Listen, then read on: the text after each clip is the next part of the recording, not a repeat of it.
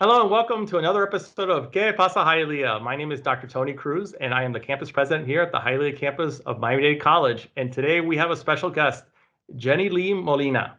She's an entrepreneur and she's also co-founder of the Leah Arts District and also founder of 305 Day. So we're really excited to have her here today. And more exciting than anything, she's a native of our very own Hialeah.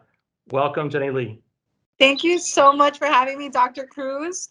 You know, I am a product of Miami-Dade College, and of course, I love Hialeah, born and raised there. So I'm very excited to talk to you today and to say hi to all of the Miami-Dade Hialeah students. Great. Thank you so much. So the first question is, and I just said, I guess I started off by saying you are native of Hialeah. So tell us a little bit about your background, where you grew up, maybe where you went to high school, a little bit more about yourself so we can know a little bit more about you. Awesome. So I grew up in West Hialeah. Both my parents lived there when I was born. And so I grew up there all my life. I went to Palm Lakes Elementary. I went to Miami Lakes Middle. And then for high school, I actually went to Gables High for the IB program for a short while, and then came back to Hialeah, Miami Lakes, where I graduated. So Hialeah all my life. And when I went to college, I went to Miami-Dade North Campus. At the time, Hialeah campus wasn't as big, and it's so nice to see how big it's gotten, because it definitely was a lot closer. Sure. I used to go to Miami-Dade North and Wolfson campus, which was over by where I used to work when I used to work and go to school. So yeah, born and raised in Hialeah, lived there all my life. My parents are Cuban, so that makes me Cuban American, of course. Right. But yeah, now I don't live in Hialeah anymore. But I always represent Hialeah. It's definitely my hometown. Definitely. And we do appreciate that and everything that you do. So tell us a little bit about how you became an entrepreneur and what made you start your own marketing and public relations firm. So it's a funny story because I started with the intention of going to school for communications to be a broadcast journalist. And in that process, I was also interning at the Miami Laker, which is a local newspaper that many people in Miami Lakes receive. Some people in West Hialeah would also receive it. And so when I was interning there, I was really interested in all the press releases that we would get that were being sent to the newspaper for people to write about whatever it was they were pitching. And so I found that to be a whole nother side of public relations and journalism that I didn't even know existed. And so I went into communications for writing, which I love, but then really fell into the whole, public relations side of things, the press release writing, the pitching. And I worked at a great PR agency that was really I would consider one of my biggest schools, working at Burson Marsteller. And while I was working there, I started taking on freelance projects. And so I think that's what happens with a lot of entrepreneurs, is that they have their full-time job, which feels very safe, but then you start doing other things on the side, and that starts to become more and more of your time. So that's kind of how it started for me. I was working at an agency, taking on freelance clients, and then it just happened to be that I had so many freelance projects that I had to make a choice. So when my son was born, I decided not to go back to work. Okay. Decided to just kind of continue on the path of working for myself. And now I have a small boutique PR and marketing agency. But that's really how it started. It was really not something that I had set out to do, but it just kind of worked out that way, little by little. That's awesome. And what do you think is the best part about being your own boss, about having your own business? I know it sounds very luxurious, right? Everyone thinks that when you're your own boss, you have so much time, but the challenge is managing your time, being self-sufficient, because sometimes you end up working all around the clock if you spread yourself thin, or you tend to procrastinate, sometimes because you have that flexibility. So you have to be very organized with your time, be really good with project management, and really not be afraid of working hard, because it does take a lot of hard work. It looks easy for some, but it's a lot of hard work. It's not. It hasn't been overnight, and that's definitely for sure. Well, it's good to know, because I think that our audience wants to. A lot of individuals, whether they're students or people in the community, really are looking forward to maybe having their own business one day. And like you said, and the conversations I've had with other entrepreneurs, it definitely is a lot of hard work, but it seems to be rewarding at the same time. It's definitely rewarding. And one thing that I really appreciate about the work that I do is I get to pick and choose the projects that I work on, Right. more so than if I were working at an agency where you're kind of assigned clients and projects and whatnot. So I've really been able to work on things that I'm really excited and passionate about. Hmm. And that's really why a lot of the things that I've worked on have taken off the way they have, because they've come from a place of heart and passion and, of course, hard work. Sure. Yeah. Well, that's very exciting stuff. Um, so tell us a little bit about the creation of the Leah Arts District. I know that's something that, and we had talked a little bit before about how I've been away from, South Florida for a few years and came back and wow, look at this. What's going on here in Hialeah? Some really exciting stuff with the Leah Arts District. So I know you're a co-founder of the Leah Arts District. So tell me a bit about how that came about, what your involvement is, and then what's the future look like as we look past the pandemic? What's the future like for the Arts District? Well, welcome back. Thank you. And what a great way to come back, right? Serving Miami-Dade College and the students of Hialeah campus. So, the Leah Arts District is really exciting because it evolved from an idea of putting murals on walls and really beautifying the area to Hmm. becoming a small business engine, and really a new anchor in the community of Hialeah for people to hang out and have fun. And of course, the events that we've been doing, the cultural programming that has been free for families for Sure. 5 years now that we've been doing these events.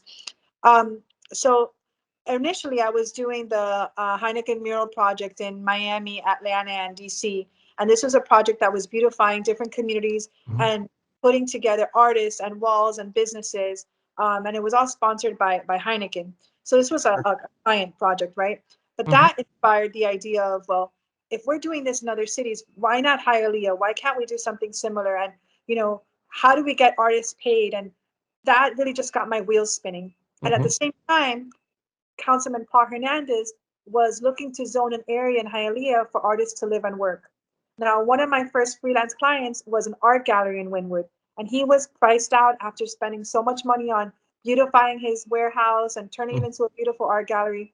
He was priced out, ended up having to leave, and that really got me thinking, like, what area can we foster for it to be for locals and by locals, and for it to feel like a homegrown by locals place. And all of this was happening all at the same time, and so I started working with Councilman Paul Hernandez, Yeah. and we met for 22 Thursdays back to back, Wow. every Thursday at 7 p.m. And we would, plan which artists we would want to engage for the project, what Mhm. we would see there. A lot of our initial meetings were actually at Cush Wynwood because I used to work in that area. Mhm. And now to see Stevens Deli by Cush Hospitality being preserved, and now as Cush Hialeah, is just so full circle. So we worked really hard on really putting together our resources. Um, for on my side, it was more the event planning and helping get funding from private sponsors. So Sure. we've had murals sponsored by Sprint and Pepsi, Jameson. But what I love about that is that a lot of those brand managers and marketing people from those brands, they actually lived or have a connection to Hialeah, and we're excited about it. So it really was like this community effort to beautify the walls and to bring events to the community. And the future, now we have Stevens Deli, which is great. There's a lot of programming and events there. Yeah. Um, there's also unbranded brewing. Mm, yeah. That's a lot of fun programming. And, that warehouse sat empty for 7 years. It just sat Wow. there. So, when people are like, oh, are you gentrifying Hialeah? Or, I know Yeah. that's a buzzword now, but really it's beautifying an area that really needed it, and Sure. reinvigorating it, because that warehouse that used to be a warehouse for Winn-Dixie for years, that sat empty after they moved, it's new life, and it's a new meeting place, and it's work for the community, and a place for people to create memories. So the future looks bright. I think we're going to keep, of course, doing the block parties and the events as soon as it's safe to do so. Sure. We want to do poetry slams.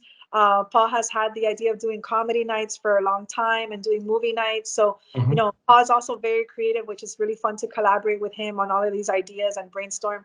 So, we're excited, and we're going to definitely keep doing more things. We want to definitely see artist studios and more creative, arts in Hialeah. So, we're excited, but this is just the beginning. I have a feeling. Oh, I'm sure there'll be more to come, and I want to thank you and Councilman Hernandez for bringing this to the area, because I think that it's really revitalized that area of Hialeah, and I think it just brings another element of great artistic expression for those artists, but as well as for the public to be exposed to that art as well, which I think is a really important part of any society. So I do thank you for that. So it sounds like a lot of good things happening. They're going to continue happening on that front. So tell us a little about the evolution of 305 Day. And again, when I left Miami several years ago, I don't think that existed, or at least I wasn't aware of it. But I really have enjoyed the last couple of years that I've been here, and with the 305 Day. And I think it's 305 also Cafecito, right, that you had Yeah. mentioned. So tell us a little about the evolution of those two projects or initiatives, and where are those going? Awesome. Well, thank you. 305 Day, again, it's one of those ideas that just came to me. I think it might have been like February 23rd, and I looked at the calendar, and by then we were already doing 305 Cafecito. So I should rewind a little bit. So 305 Cafecito is Miami's official coffee break time at appropriately 3:05 p.m. Very good time of day when you're falling asleep from lunch, right? Yeah, get that 2:30 slump, Yeah. and Yeah. a little bit of a jolt for the rest of the day. So, you have tea time, and but you don't have a cafecito time, and so it happened to be 3:05 p.m. and I was literally getting my cafecito at the ventanita, and I looked at the time, and it was 3:05, and that was it. I was like, oh, Mm. 3:05, like. So I took a picture of my cafecito. I tweeted it out with hashtag 3:05 cafecito, and it started to become a thing amongst my friends, amongst the people Sure. that followed the page at the time. Yeah. And so we opened a Twitter page, a Facebook page, and the rest is history. And so a year later, when I received the proclamation from the mayor, we had decided to do an event, like an annual event, and it happened to be February 23rd, and I'm like, let's do it 3:05 March 5th. And Hmm. it's one of those things that just kind of took off, and it's been so exciting to see how it started as a little ventanita event, and now it's Hmm. like this full-blown block party 8 years later. And it's become a thing, and I'm Yeah. just so grateful that so many people have embraced it. Something that's really exciting that I announced recently is that Pitbull is now a partner in 305 Oh, Day. wow. That's awesome.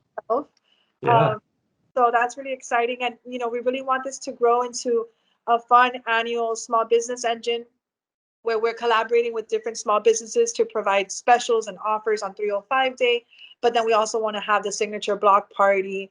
Hmm. Uh, and something that I really am interested in doing too is a scholarship program to tie that into 305 Day, and also, of course, our annual volunteer initiative. So aside from celebrating all things Miami, we want people to also look at that as a day when you can give back to Miami Hmm. and sign up for volunteer, opportunities. So volunteermiami.org, which is run by United Way, is a great way for people to get involved in the community. And so we push a lot of people to volunteer on 305 Day. And so if you look at our social media, that's a big push. And then, of course, not sponsor, sorry, support the small businesses who, of course, they need the support. So that's Yeah. what 305 is all about, and it's evolved from a cafecito and a ventanita event to this block party, and I hope it continues to grow, and it's around for many, many, many years. I think 305 Day, it has become like a viral Miami holiday now. So Sure. going anywhere. So, it's just one more thing that's only in Miami, like one of our Miami quirks. And that's really what unites us all, is that 305 pride. So it doesn't matter where Sure. you're from, we all share this community. So what better way to celebrate it than on March 5th, right? 305. Definitely.